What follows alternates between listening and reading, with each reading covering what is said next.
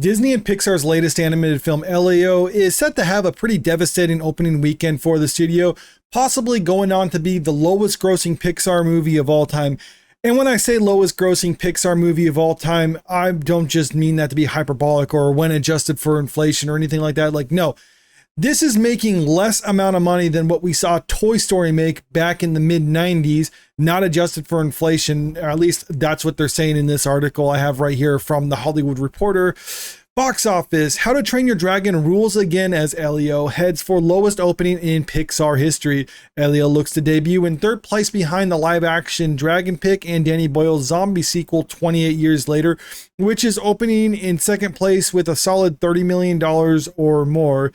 Now, just think about that also for a second. It's a movie geared towards family audiences, or it's just a movie with a rating that pretty much anyone can go in there and see, and it's losing out to an R-rated horror film based off of or a follow-up to a movie that came out nearly a quarter century ago. That's what this is losing to right now. Universal's live-action How to Train Your Dragon will have no trouble staying number one in its second weekend with an estimated $35.7 million despite the entry of the zombie sequel 28 years later and the animated Elio, which is headed for the lowest opening in the history of Pixar amid a crowded marketplace for family fare. Now, the only really real competition that you see right here is between Elio and How to Train Your Dragon. That's a similar target audience for this.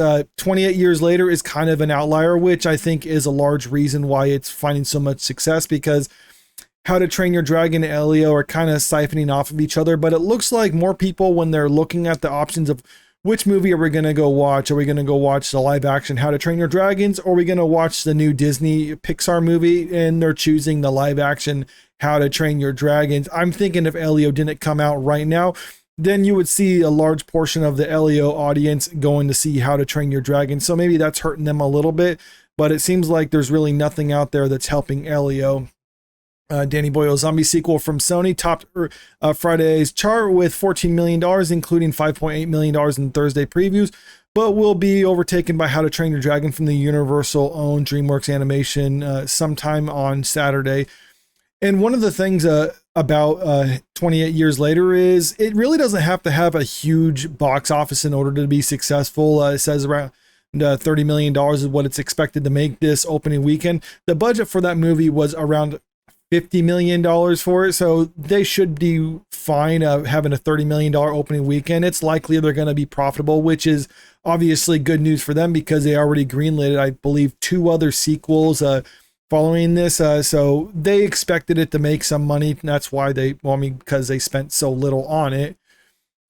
So talking about 28 weeks later and what happened with that, scrolling further down, let's look at the results for Elio. So facing fierce competition from How to Train Your Dragon and fellow Disney release Lilo and Stitch. That's another thing. Disney is also kind of siphoning their own business, but Lilo and Stitch has been out for a little while now. So while that's kind of rubbing up against Elio somewhat, it's not a huge amount at this point.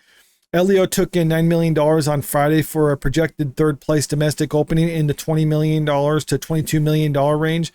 Elio, an original film about a young boy whose wish to travel to outer space and interact with aliens comes true, was expected to open to at least $30 million domestically. But with interest stalling in recent days, Disney insiders lowered their projection to $20 to $25 million as Pixar braced for the worst 3-day opening in the history behind Elemental. Now, going to the numbers so we can see what we're talking about right here. So they're expecting, let's just see what it said here, $20 to $25 million for Elio during this opening weekend. You see with Elemental, when that came out a couple of years ago, it had around $29 million, $29.6 million on a budget of around $200 million.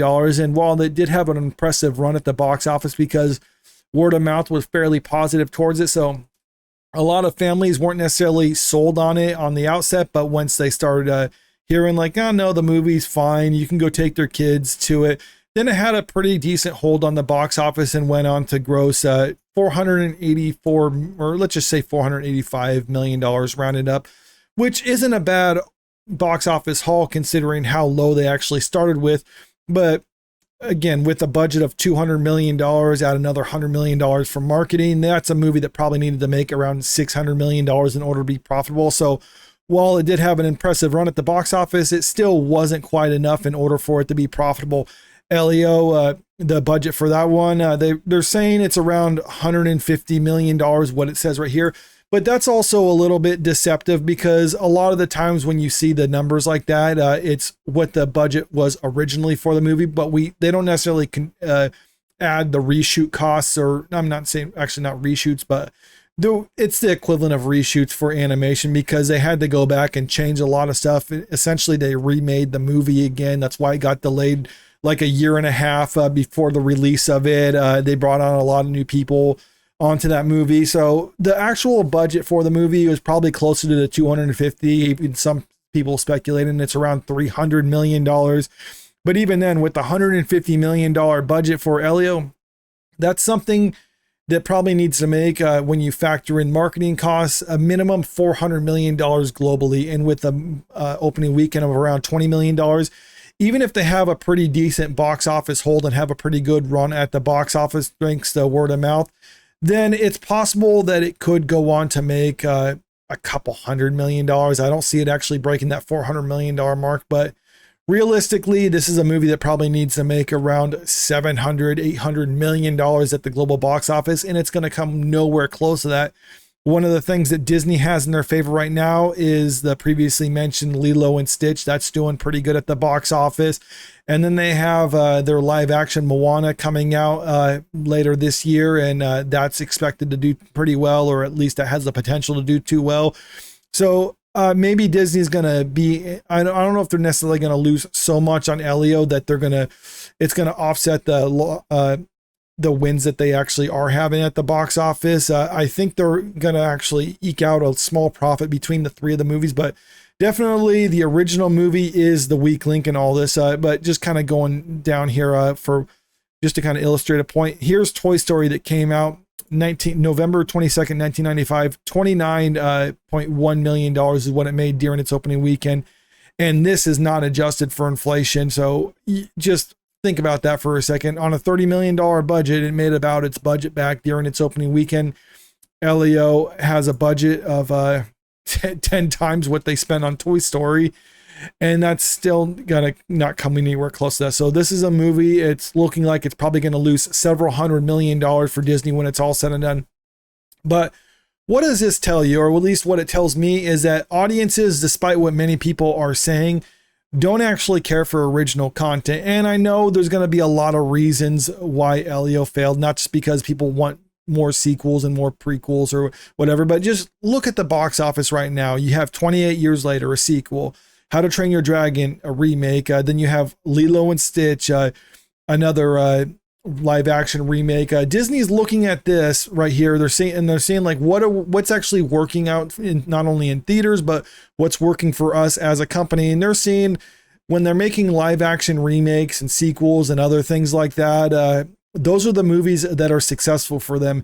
Meanwhile, when they're trying to make something original like Elio, even though there's a lot of flaws with it, they're just going to see like, okay, original stuff fails.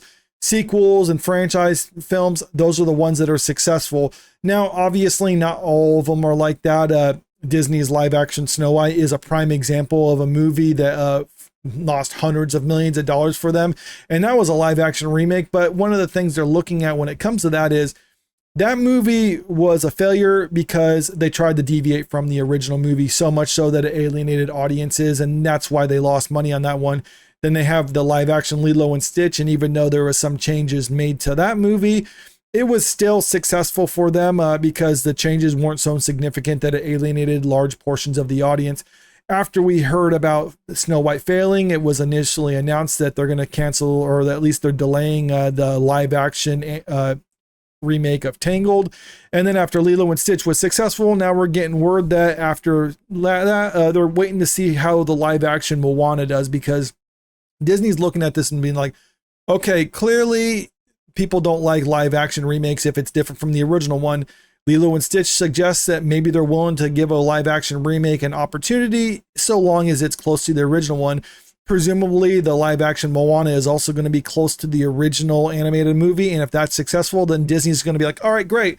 That's all we have to do. We can just remake live action remake animated films into live action all we want. And as long as we're close enough to the original one, then people will go support it. So no use even trying to do original movies, because apparently those are just dead on arrival at the box office. I know a lot of people don't like that. And I know they might think this is me saying like, you need to go out and support Elio. I'm not going to say that at all, because if a movie's not good or if people don't like it, then it's going to fail. And I think it should fail because of those reasons. But from what I've heard when it comes to Elio, at least the audience reaction to it, it's generally positive. I've heard some negative things about it. I've also heard some positive things. At worst though, I mean, maybe you can just think the movie's meh. And that's also the thing is Disney's kind of conditioned audiences not to go out and support their movies in theaters, because in a couple months it'll just be on streaming service. So when parents are considering, should I take my kids to the theater or should I just wait a couple months and watch it on streaming, I think that's kind of the option they're choosing right now, especially since there's going to be a lot of other stiff competition next month for family audiences. There's the Jurassic World movie. Kids like the Jurassic World movies, and there's going to be Superman, Fantastic Four. So when you think about all these movies that are coming out right now and parents not necessarily taking their kids to movies all the time, you have to weigh like, okay, what do I really want to see and what do I want to take my kids to? And Elio is just kind of getting left out. Elemental didn't quite have that thing because there wasn't a whole lot of competition directly against that following it. But right now it seems like this movie was released at a bad time for Disney, and that's a large reason why it failed. And in addition to it just being underperforming or underwhelming for the people who have seen it, even if they did enjoy it, it just wasn't necessarily like such a fantastic movie that they're trying to champion it and get people to go out and see it the opening weekend, because it's just not of that quality. But let me know what you think about this in the comment section below. Do you think it's a sign that Disney's going to kind of double and triple down on their franchise films, or do you think that they're still going to make original movies? They're just going to try to do a better job on them in the future. If you actually believe that's the case, let me know. And if you haven't already, make sure you click that subscribe button if you want to stay up to date with the latest entertainment news. And don't forget to click that like button and share this video out there, because it really helps out with the channel. Thank you.